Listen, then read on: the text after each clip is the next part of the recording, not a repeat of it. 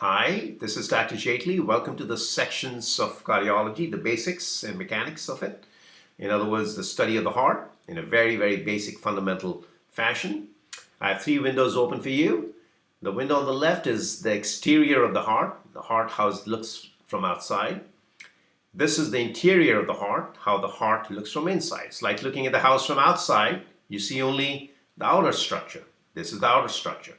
When you look at the heart from inside, that is looking inside the house, you walk from one room to the other. So these are various rooms. Now you're looking at the inside of the heart. And various terminologies that you might want to familiarize at this level, so that before we move on to the next levels, and they are here, and we'll be discussing as we go along. So let's see now. Inside we have 4 chambers, 2 on the top and 2 at the bottom. The top chambers are the atria, the bottom chambers are the ventricles. The right side is connected like this through a door, and these doors are called valves.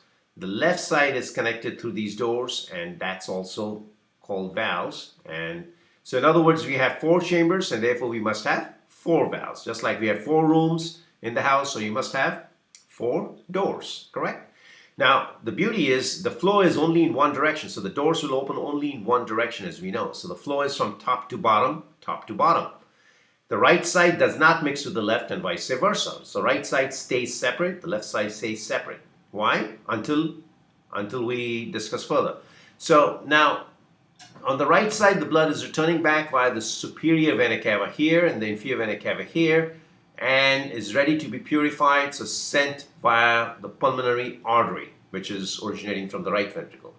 The left side is bringing back the purified or oxygenated blood from the lungs into the left atrium, which squeezes into the left ventricle, and the left ventricle then is the booster chamber and squeezes very hard to send it up into the aorta.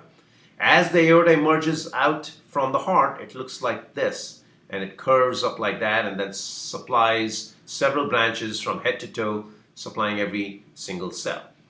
So what have you learned so far? Arteries, they take blood away from the heart. Remember, these are the arteries. Pulmonary artery, aorta, they take blood away from the heart. What are the veins? The veins bring blood to the heart. We have superior vena cava and the inferior vena cava. And then you have 4 pulmonary veins on the left side. So these are veins, or these are vessels which are bringing blood to the heart. What are coronaries? Coronaries run outside of the heart. It's like outside of the house. You have some plumbing going outside of the heart, and those coronaries, they are arteries obviously, and they supply the heart. So they supply the right side of the heart by the right coronary artery, and the left side of the heart is supplied by the left coronary artery, and of course these branches. So in a nutshell, what have we learned so far? The right side contains impure blood or deoxygenated blood, because it's returning back, the blood is returning back from the rest of the body right now for purification.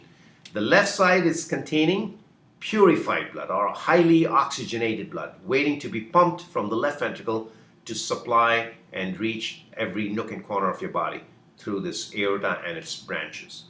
So in a nutshell, you've learned that it's a forward flow, familiarized with some terminologies through this, and essentially the outside and the inside, you have some grasp and some orientation as to how the heart functions. We'll be discussing our next steps and more in detail as we go along. Thank you for your attention. Have a good one.